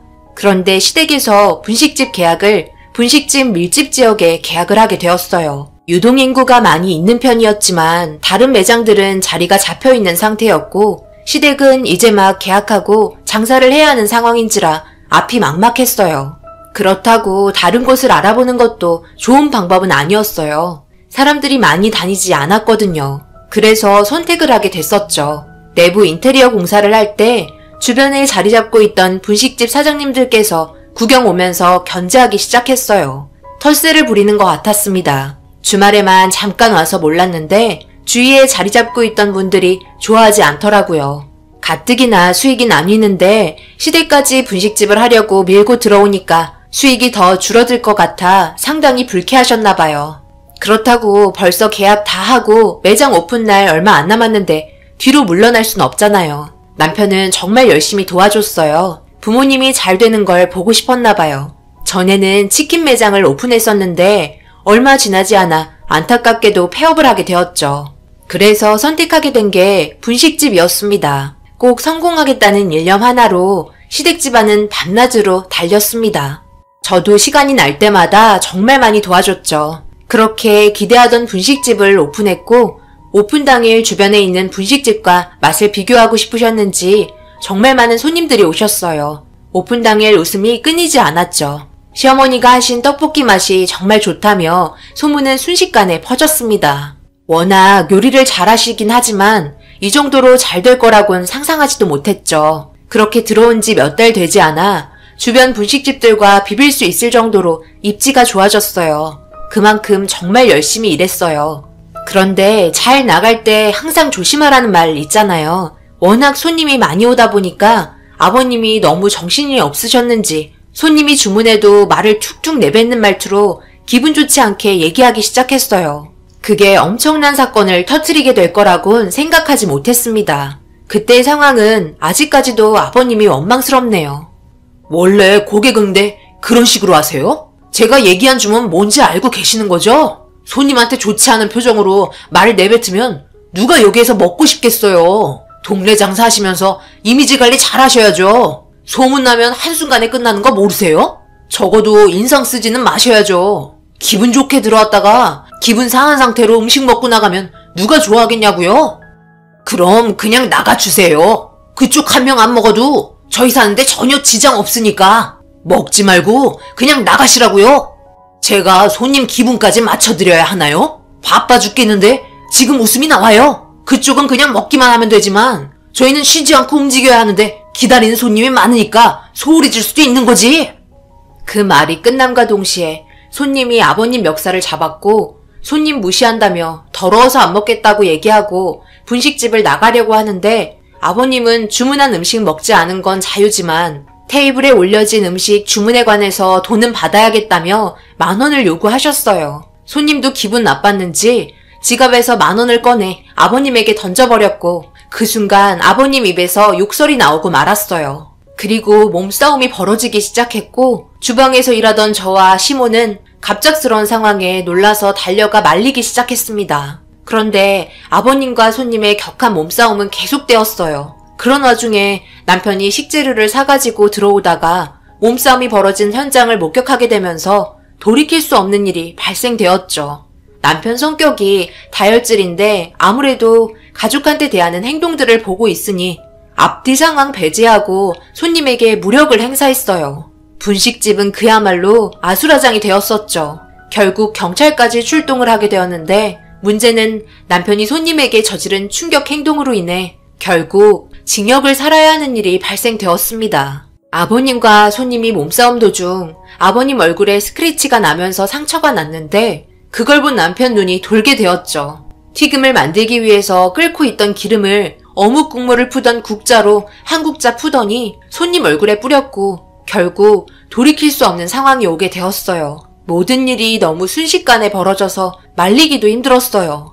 그렇게 손님은 응급실에 실려갔고 남편은 징역 2년을 받게 되었습니다. 화상을 입게 된 얼굴 때문에 상당한 위자료를 줘야 하는 상황이었죠. 거기에 남편까지 없으니 앞으로 넘어야 할 산이 너무 많았습니다. 그냥 손님이 불만을 표했으면 자신에게도 잘못이 있으니까 그런 행동이 나온 거라고 생각하면 되는 걸 죄송하다고 한마디 하면 끝나는 문제를 남편이 징역을 살게 될 정도로 심각하게 상황을 몰고 가서 너무나 짜증이 났어요. 거기에 더해 동네 장사이다 보니 소문까지 안 좋게 흘러갔고 시댁 분식집은 파리만 날리게 되는 상황이 오게 되었습니다. 회사일 끝나고 퇴근하고 둘러보면 시어머니는 한쪽 구석에서 눈물만 흘리고 있었고 아버님은 묵묵히 장사 준비만 하고 있었어요. 맛있다고 소문나면 뭐하나요. 아버님의 실수 한 번으로 인해 손님이 찾아오지 않는데 솔직히 가고 싶지 않았지만 시어머니 얼굴 봐서 참고 갔어요. 저를 딸처럼 대해주시면서 정말 잘해주셨거든요. 그래도 정말 열심히 주방일 하고 앞에 나와서 떡볶이 팔며 손님에게 웃음 잃지 않고 성실하게 응대했어요. 그런 시간이 계속해서 되고 사건이 점점 잊혀가기 시작하니 예전만큼은 아니지만 그래도 손님이 꽤 오기 시작했고 점점 활기를 찾아가기 시작했죠. 정신없이 문 닫을 때까지 회사 일 끝나고 도와드리다 보니 팔다리가 후들거릴 정도로 정말 힘들었어요. 남편이 없으니 더욱더 힘들었습니다. 집에 들어와도 조용한 집에 혼자 있다 보니 너무 가슴이 아팠어요. 남편 옷들과 신발, 물건들은 그대로 있는데 남편만 없으니 저도 모르게 우울증이 오기 시작했어요. 너무 바빠서 자주는 아니더라도 가끔 남편에게 면회도 몇 번 갔었는데 살이 많이 빠지고 핏기도 없는 얼굴을 보니 정신적으로 힘이 들었던 것 같았습니다. 남편도 자신의 잘못을 인정하며 빨리 나가서 어려운 상황에 놓인 가족들을 도와주고 싶어 했어요. 하루에도 몇 번이나 눈물을 흘렸죠. 정말 다행인 게 아기 계획을 하고 있었지만 서로 피곤하다 보니 계속 미루고 있었거든요. 만약 임신한 상태였으면 더욱더 힘들었을 거예요. 그렇게 시간은 흘러 시댁 분식집은 다시 정상의 궤도에 올라오게 되었고 안 올 것 같았던 남편의 출소일이 되었어요. 오늘 출소하는 날인데 장사하시게요? 오늘 같은 날은 그래도 좀 쉬는 게 좋지 않을까요? 힘든 시간 보내고 왔는데 가족 모두 함께 가서 위로해줘야죠. 정신적으로 얼마나 많이 힘들었겠어요. 안 그래요, 어머님? 그래요. 오늘만큼은 좀 쉽시다. 돈도 중요하지만 아들 나오는데 이건 좀 아닌 것 같아요. 뭐라는 거야? 돈이 땅 파면 나와? 하루 쉬면 얼마나 많은 지장이 있는지 몰라? 택시 타고 오겠지. 잔말 말고 어서 일이나 해. 주말에 손님이 제일 많은 거 몰라? 아직 대출빚도 다 갚지 못했고 경훈이 그놈이 사고치는 바람에 치료비에 들어간 돈도 상당하잖아. 다 이해할 거니까 잔말 말고 며느리 너는 가게 문 열거라. 그리고 너 왜 계속 계산할 때 카드 결제해 주는 거야? 10,000원 이하는 현금으로 받으라니까. 카드 수수료 네가 줄 거니? 적당히 구슬려서 지갑에서 현금을 꺼내게 하란 말이야. 일을 좀 융통성 있게 머리를 써가면서 하라고. 여기는 분식집이지 웃음을 파는 술집이 아니다. 해벌쭉해서는 손님 다 도망가겠다. 아버님은 괜히 가기 싫으니까 속에 담아두었던 말들까지 꺼내기 시작했어요. 제가 손님들께 웃는 것도 꼴보기 싫었나 봐요. 당연히 밝게 웃으면서 손님 응대해야 하는 게 맞는 거 아닌가요? 그리고 카드 결제는 1,000원 이하도 가능하잖아요. 신고하면 문제가 생기기 때문에 당연히 해야 하는 거고 손님은 당연한 권리인데 그걸 차단하는 건 말이 되지 않았어요. 그래서 아버님의 대답에 네라고 말을 하지 못했습니다. 장사를 하겠다고 억지를 부리는 아버님 때문에 어쩔 수 없이 시작했어요. 오전 시간이라서 그런지 손님이 별로 없었어요. 남편이 12시에 출소인데 시간이 점점 다가오니 제 마음이 불안해지기 시작했고 저라도 가봐야 하는 게 맞는 것 같아 어머님께 말했어요. 거리도 멀지 않았기 때문에 택시 타고 가면 금방 도착할 수 있었거든요. 그런데 그때 하필 손님 몇 팀이 우르르 몰려왔고 주문을 하기 시작했어요. 아버님은 식재료 사러 잠시 마트에 가 있는 상태라서 어머님과 함께 주문한 음식을 내어드렸죠. 그리고 결제를 하는데 아무 생각 없이 카드를 건네받았고 결제를 했습니다. 그리고 손님이 없는 틈을 타 옷을 갈아입으려고 방에 들어갔어요. 그런데 갑자기 아버님이 홀에서 소리를 지르더라고요. 저를 찾기 시작했고 왜 화가 나셨는지 잘 모르는 상태에서 옷 갈아입고 있어서 나가겠다고 홀을 향해 외쳤는데 옷도 다 갈아입지 않은 상태에서 아버님이 문을 활짝 여셨고 너무 놀라 비명을 질렀죠. 너무 급한 나머지 문을 잠그는 걸 깜빡했어요. 아버님은 제가 속옷 차림인데도 아랑곳하지 않으시고 방에 들어오시더니 손에 들고 있던 영수증을 저에게 보여주더라고요. 카드 수수료 아까운데 손님들 전부 카드로 결제해줬다며 화를 내셨어요. 아버님, 노크도 없이 이렇게 막 들어오시면 어떡해요. 빨리 나가주세요. 옷은 갈아입어야 할 거 아니에요. 카드 결제가 중요한 게 아니라 아버님께서 제 입장은 생각 안 하시고 문을 열고 들어오신 게 문제라고요. 카드 결제가 중요한 게 아니라고? 네 돈이 아니라고 지금 그렇게 말하는 거냐? 내가 몇 번을 얘기했어. 현금으로 받을 수 있는 건 무조건 현금으로 하라고 그랬지? 아주 시애비 말을 개똥으로 하네. 그리고 너 왜 계속해서 1인분 양을 넘게 주는 거야? 떡볶이 떡 1인분에 몇 개인지 내가 알려줬지? 네가 생각 없이 막 퍼주고 튀김도 서비스 주니까 내가 주는 건 양이 적다고 하면서 불만을 내세우잖아. 왜 시키는 대로 하지 않는 거냐? 장사 말아먹으려고 작정한 거야?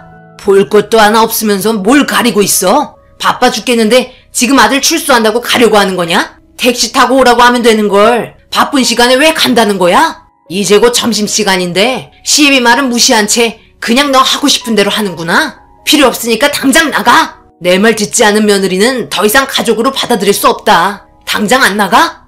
아버님께서 당장 나가라고 말을 하시는데 옷을 갈아입어야 하잖아요. 그런데 제 앞에 서 있더라고요. 옷만 갈아입을 테니 잠깐 나가 계시라니까 그럴 필요 없다며 제 목덜미를 잡고 방에서 내쫓아 버렸어요. 아무런 저항도 하지 못하고 속옷바람으로 그것도 대낮에 사람들 홀에서 떡볶이 먹고 있다가 저랑 눈이 마주쳤어요. 홀에서 난리치는 소리를 다 듣고 있었던 거죠. 너무 부끄러워 몸을 웅크리고 있자 시어머니 더 이상 참을 수 없었는지 저에게 다가와 다시 방에 들어가게 해주셨어요. 아버님이 뭐 하는 거냐고 시어머니께 소리치는 순간 당신 혼자 잘 먹고 잘 살라며 이혼하자고 화를 내셨고 방에서 아버님을 밀치며 내쫓았습니다. 그리고 어머님께서 바닥에 있던 옷을 저에게 건네주셨어요.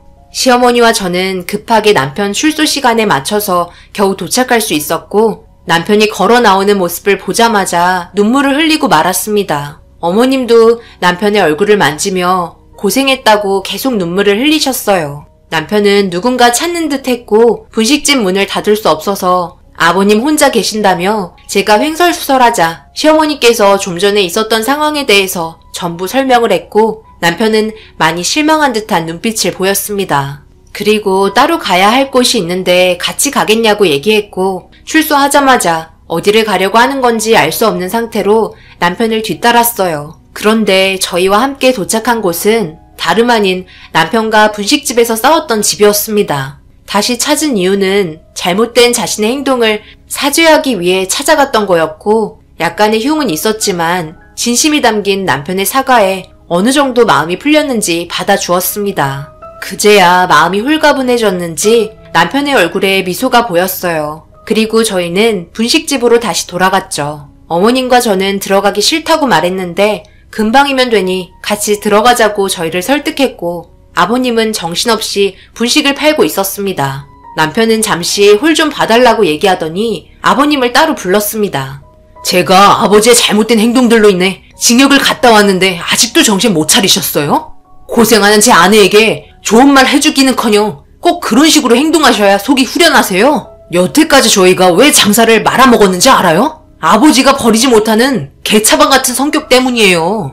고생했다는 말 한마디, 미안하다는 말 한마디 하는 게 그렇게 어려운가요? 아버지랑 싸웠던 손님한테 오늘 찾아가 다시 한번 사과하고 나왔어요. 그때 당시 아무것도 모르는 상태에서 얼굴에 상처 난 거 보고 제가 눈이 돌아 실수를 저질렀지만 앞으로 그런 일은 없을 것 같네요. 혼자 잘 먹고 잘 살아봐요. 엄마랑 꼭 이혼해 주세요. 혼자 살아봐야 가족의 소중함을 뼈저리게 느끼죠. 이 시간 이후로 아빠와의 인연은 여기서 끝내겠습니다. 뭐야? 여태까지 먹여주고 키워줬더니 이제 등 돌리고 지 혼자 잘 먹고 잘 살겠다? 네가 징역 살고 있었을 때 임마 나는 뭐 가만히 있었는 줄 알아? 네가 사고 친 거 위자료 해결해 주느라 뼈 빠진 줄 알았어. 고맙다고 머리 숙여도 모자랄 판에 지 잘났다고 더 큰 소리를 내고 있네. 나도 이참에 속 편하게 혼자 잘 먹고 잘 살아야겠다. 어차피 장사도 잘 되니까 상관없어. 썩 나가 이것들아. 다시는 찾아오지 마라. 너희들에게 땡전 한 푼 줄 생각 없어. 장사 방해되니까 빨리 나가. 아버님은 생각이 있긴 하신 건지 도저히 이해할 수 없었어요. 후회할 짓을 왜 사서 하시는지 정말 한심했죠. 저희는 뒤도 안 보고 분식집에서 빠져나왔습니다. 그리고 어머님은 아버님과 이혼하게 되었고 어머님이 받은 얼마 되지 않는 위자료와 그동안 저희가 모았던 자금으로 다른 지역에서 분식집을 따로 차렸습니다. 손맛이 좋은 어머님의 장점을 살려 새롭게 시작하게 되었죠. 저도 퇴직하고 남편과 함께 올인하는 거라 더 많이 신경 쓰고 잘 될 수 있게 정말 많이 노력했어요. 돈이 많지 않았기 때문에 사람이 많이 다니는 위치에 상권을 잡을 순 없었지만 꾸준하게 웃음 잃지 않고 손님 한 분 한 분 친절하게 대해드렸어요. 양도 넉넉하게 드렸고 서비스도 자주 드렸습니다. 그렇게 고생하다 보니 입소문이 퍼지면서 일부러 찾아와 주시는 손님이 많아졌어요. 정말 고맙고 감사했습니다. 오히려 아버님이 없으니 더 잘 되고 있었죠. 그렇게 하루의 일과를 끝내고 정리하고 있었어요. 그날은 생각보다 손님이 적게 오셔서 분식이 꽤 남은 상태였습니다. 저희는 항상 그날 팔 건 무조건 당일 만들고 남으면 폐기하거나 주변 분들에게 나눠드리거든요. 장사 마감할 때 일부 포장해서 앞에 놔두면 지나가던 사람들이 가져가세요. 마감을 한 상태여서 돈은 받지 않거든요. 보통 연세가 좀 있으신 분들이 자주 와서 가져가시는 편입니다. 그날도 남은 거 포장해서 앞에 놔두고 정리하고 있는데 어떤 노인 한 분이 모자를 푹 눌러 쓰시고 앞에서 머뭇거리며 포장되어 있는 거 판매하는 거냐고 물어보더라고요. 그래서 그냥 가져가시면 된다고 얘기하니까 그러기에는 미안하셨는지 지갑에서 1,000원짜리 몇 장을 올려놓곤 포장된 걸 가져가셨어요. 저는 괜찮다고 돈을 다시 돌려드리려 하는데 너무 급하게 가시려고 한 건지 지갑을 떨어뜨리셨고 금세 사라진 손님을 기다렸어요. 지갑을 돌려드려야 해서 어쩔 수 없었죠. 하지만 한두 시간이 지나도 오지 않더라고요. 지갑 같은 거 함부로 열었다가 덤터기 씌울까봐 그대로 뒀는데 저희도 다음날 일을 해야 해서 빨리 들어가 쉬어야 하기 때문에 어쩔 수 없이 연락처라도 있을지 몰라 지갑을 열었어요. 그런데 그 순간 충격적인 사진 한 장을 보게 되었죠. 남편과 시어머니께서 왜 그러냐며 다가왔고 저희 모두 털썩 주저앉고 말았습니다. 지갑 속에 있던 사진 한 장은 저와 시부모님 그리고 남편이 몇 년 전 분식집을 오픈했을 때 함께 웃으면서 찍었던 사진이었어요. 너무 놀랐죠. 아버님이 방금 왔다 가셨던 거였고 갑작스러운 상황에 당황했는지 저희 모두 아무 말도 하지 못했습니다. 그리고 지갑을 살펴봤지만 연락을 할 수 있는 단서는 없었어요. 사진 한 장 있는 빈 지갑이었죠. 포장된 거 가져가면서 올려둔 1,000원 몇 장이 전부였습니다. 아버님 상황이 별로 좋지 않다는 걸 알게 되었어요.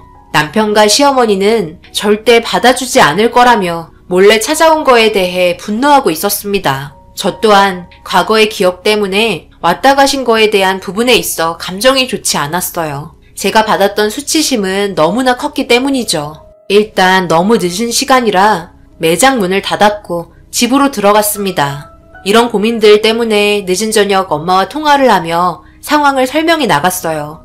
용서해주고 안 해주고는 제가 해야 할 판단이지만 일단 아버님 혼자 운영하고 있는 분식집에 가서 상황을 보는 게 어떻겠냐며 엄마의 생각을 설명했습니다. 엄마도 과거에 아버님이 하신 잘못된 행동들에 대해 좋은 감정은 없었어요. 그냥 제 고민을 들어준 것뿐이죠. 그래서 다음날 아침 저 혼자 다녀오기로 남편과 상의를 했어요. 시어머니는 가지 않는 게 좋을 것 같다고 얘기했지만 일단 제 선택에 존중해줬고 좋지 않은 기억을 가진 동네에 도착하게 되었죠. 그런데 제가 예상했던 게 맞았어요. 분식집은 망했는지 없었고 다른 식당이 자리 잡고 있었습니다. 아직 장사가 잘 되는 옆에 분식집 사장님과 오래간만에 인사를 나누며 상황을 들어보니 저희가 가고 직원 한 명 고용해서 운영했지만 떡볶이 맛도 변했고 더 중요한 건 너무 불친절하다는 거였어요. 거기에 더해 카드 결제 일절 받지 않으면서 1인분 양도 줄어들어 결국 손님이 다시는 찾지 않았다고 하더라고요. 대부분 손님이 와서 하신 말들은 저를 찾고 있었다며 항상 밝게 웃어주면서 친절하게 대해줬던 기억이 남아 다시 찾아왔는데 제가 없다는 걸 알게 되자 발길을 끊었다고 하더라고요. 그렇게 빚만 잔뜩 있는 상태로 폐업을 하게 되었고 그 이후 상황은 자기도 모른다면서 사장님께서 그때의 상황을 설명해 주었습니다. 일단 대충 어떤 상황인지 모두 파악했고 저희에게 모습을 드러낸 이유는 확실했죠. 당장 먹고 살기 힘들기 때문에 찾아온 것 같았어요. 원래 한 번이 힘들지 그 다음부터는 쉽잖아요. 분명 또다시 찾아올 거라고 확신하고 있었죠. 그렇게 이런저런 생각하면서 분주하게 일하고 있을 남편과 시어머니 생각에 서둘러 분식집에 도착했는데 아니나 다를까 아버님 저희 분식집에 찾아오셨습니다. 남편은 아버님에게 지갑을 던지며 다시는 찾아오지 말라고 소리치고 있었고 어머님 또한 마찬가지였어요. 저는 그 모습을 멍하니 지켜보고 있었습니다. 그런데 갑자기 아버님이 털썩 무릎을 꿇더니 자기가 정말 잘못했다고 용서를 빌기 시작했어요. 하지만 저도 마음에 응어리가 남아 있었기 때문에 받아줄 마음은 없었습니다. 더군다나 어머님과 이혼했는데 이젠 남이잖아요. 받아줄 필요가 없는 상태였죠. 아버님이 빈털터리가 됐다는 걸 확실하게 알게 되었고 남편은 영업 방해된다며 경찰에 신고까지 했어요. 다시는 찾아오지 말라고 난리를 쳤죠. 그리고 그때 이후로 다시는 찾아오진 않았습니다. 어디에서 어떻게 살고 있는지 모르겠지만 자신이 했던 과거의 행동들 뉘우치며 새 사람이 되었으면 좋겠네요. 마음이 편하고 행복한 가정생활에 저는 현재 임신 7주가 되었어요. 초기인 만큼 조심하며 일을 하고 있습니다. 앞으로 좋은 날 가득했으면 좋겠어요. 제 사연 읽어주신 분들 항상 행복하시고 오늘 하루 사고 없이 마무리 잘 하시길 바랍니다. 감사합니다.